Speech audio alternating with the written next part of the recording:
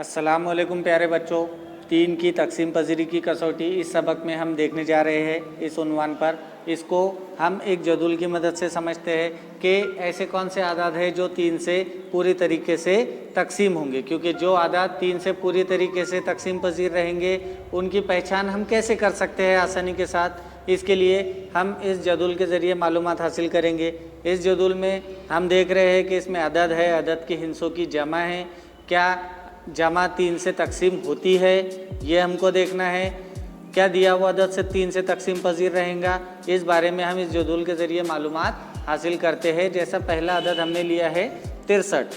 अब 63 के अदद के हिस्सों की जमा कौन से हिस्से, इसमें 6 है और 3 है, यानी 6 जमा 3, 6 में 3 मिलाएंगे हम तो क्या जवाब आएगा 9।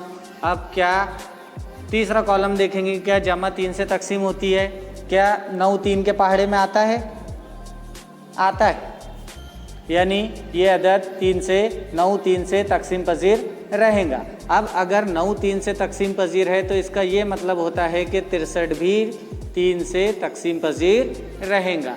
इस तरीके से आप आसानी के साथ 3 से तकसीम होने वाले अदद को पहचान सकते हैं। आपको क्या करना है, जो दिया हुआ अदद है उसके दोनों अदद या जितने उसके अंदर अदद है उन तमाम की जमा कर लेनी है। जमा करने पर जो हासिल होगा अदद, वो अगर 3 से तकसीम होता है, वो 3 के पहाड़े में आता है, तब दिया हुआ जो अदद रहेगा वो 3 से पूरी तरीके से तकसीम पजीर रहेगा। इसकी दूसरी मिसाल देखते हैं हमने लिया है 91। ये एक अदद है, इसके अदद के हिस्सों की जमा हम देखते हैं। इसके दो अदद है 9 और 1, 9 जमा 1 बराबर 10। अब हमारे को इन दोनों हिस्सों की जमा क्या हासिल हुई है 10। अब क्या 3 के पहाड़े में 10 आएगा?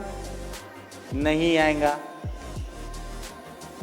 अब जब 3 के पहाड़े में 10 नहीं आएगा, यानी इसके जो दो हिस्सों की जमा है वो 3 से तकसीम पजीर नहीं है, तो क्या 91 जो पूरा दिया हुआ अदद है वो 3 से तकसीम पजीर रहेगा? नहीं, वो अदद भी 3 से तकसीम पजीर नहीं रहेगा। इसके बाद अगली मिसाल है 552।